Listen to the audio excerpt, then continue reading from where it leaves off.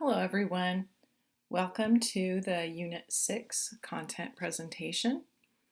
In this unit, I'm going to focus on three key ideas. That's the idea of visual literacy, the connection between reading and writing, and the three text types. And these all will relate to the assignments that you're going to be doing in this unit. So I want you to have some background knowledge before you get started on those assignments. So visual literacy was probably an idea I could have included in our last unit on understanding what we're reading because there is that understanding component that goes with visual literacy. In this unit, Unit 6, we're focused on creating and communicating ideas, and visual literacy continues to play an important role in that topic. So to get started, I thought I would find a definition of visual literacy, and I went to Wikipedia.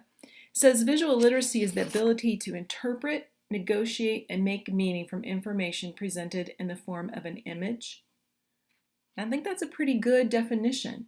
So we're trying to gain some type of understanding from something that's presented in the form of an image. Visual literacy, still from Wikipedia, says is based on the idea that pictures can be, quote, read, and that meaning can be communicated through pictures. And I want to emphasize this idea of visual literacy in our unit on creating and communicating ideas, because oftentimes the visual component is a part of an inquiry project. In fact, for some students, it's their favorite part of the inquiry project. And recently I was in a classroom of third graders, and those students wanted to skip most of the inquiry process and jump right to creating their PowerPoint. And then the second unit I was there for, they wanted to jump right to creating their timeline. So they wanted to get their information and then put it right into their visual element. And I know that their teacher, Scott Ritter, had to really slow things down to get them to go through all of the steps like we learned with the Quest model of understanding their resources, evaluating the quality, synthesizing the message, and then put it into their visual creation. So a lot of times students want to jump ahead, and sometimes adults are wanting to follow that same process too. So hopefully we can consider the importance of knowing what your message is before you create that visual element. That's why for your inquiry project, I had you go through each of those parts one at a time. And so now in Unit 6, you're creating your visual representation of your project, but you've already written the project first, so you've synthesized the information. Now it's taking those ideas and trying to convert them to a visual form. That's sometimes easier said than done, especially if there isn't a direct match between the image and your ideas. If that's the case, then you as the author or the creator, you have to build a bridge for the person who's going to see your work. And that bridge might come in the form of written words or spoken words. So oftentimes we have words that come with a visual representation of an idea to help kind of fill in the gaps that might be missing in that bridge between the visual image and the message that you're wanting to give to other people. The other idea that I wanted to focus on in this presentation is the idea of the reciprocal nature of reading and writing. And this is especially important when we're thinking about web literacies and reading and writing online. So what I'm going to do now is read to you just a little excerpt. It's just 2 paragraphs from our book, Reading the Web. And it's not part of the chapters that I gave you, but it does fit in here. So I'll start with reading that and then give a couple of comments. We've known for a long time that readers benefit from writing and writers benefit from reading. The same holds true for web literacies. In fact, online reading and writing have become so intertwined that it is nearly impossible to separate them. Kastick and her colleagues say, "We read online as authors and we write online as readers." Online communication involves the use of texting, blogs, wikis, video, shared writing spaces such as Google Docs, and social networks such as Twitter. We are observing a similar fusion between offline and online practices. This is especially true with adolescents, many of whom construct their personal identities in virtual and actual spaces with blurry distinction between these seemingly disparate worlds. Perhaps the most exciting aspect of the reciprocal nature of learning is the fact that online literacy practices benefit offline literacy practices and vice versa. Although some weak readers of print text struggle when reading search results lists and text-heavy online content, others who struggle with print text perform surprisingly well online.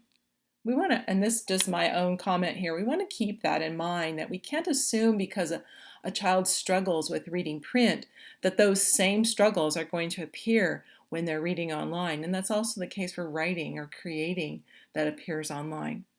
Multimedia supports such as text-to-speech tools, annotation tools, and scaffolds for summarizing, synthesizing, and reflection make it possible for struggling learners to access online content, solve real-world problems, and actively contribute to the classroom community. Web reading can be a powerful tool for almost equalizing that playing field for some students when we think about the reciprocal nature of reading and writing. The other element, and I'm going off now from what I was reading from the book, the other element that I think is critical here is that when we ask students to write and share something online, it raises their level of quality when the audience goes beyond the teacher. And when students know that possibly their parents, other children, anybody out there on the web can see what they have created, they take, I think anyway, they take more pride and ownership, and they become more concerned about what that final product looks like. So lots of benefits to encouraging students to share what they have created. The third idea I wanted to focus on in this presentation are the three text types that come from the Common Core State Standards. And the reason I wanted to emphasize those is that typically when we're asking students to write, we think, oh, with an inquiry project, they're going to write a research paper. And that isn't necessarily the case. There are lots of options available for ways students can share information. And so I wanted to link back to those three text types as kind of a springboard for possible ways for students to share what they have learned. I will say that it's easy to see the link to informative writing or explanatory writing. And it's easy to see the link from inquiry into even opinion or argumentative writing, trying to convince somebody of your view or convince somebody of the value of the information that you have found and synthesized. It's not as easy to make that leap to narratives. And so a narrative that might be part of an inquiry project might look something like, let's say the project was to research life on the prairie.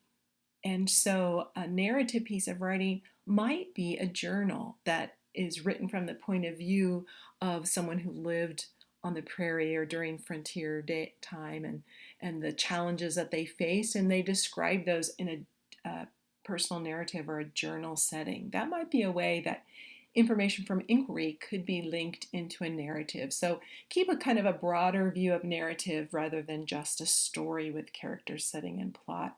And that can be a way to give students a different option for sharing what they have learned. I'm going to ask you in one of your assignments for this unit to actually write something from one of the three text types. And in the overview video and in the assignment description, you can read exactly what you'll be doing.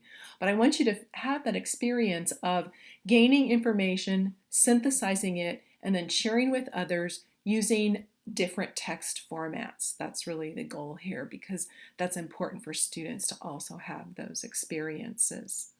So hopefully these three topics set you on your way to a successful Unit 6. Thank you.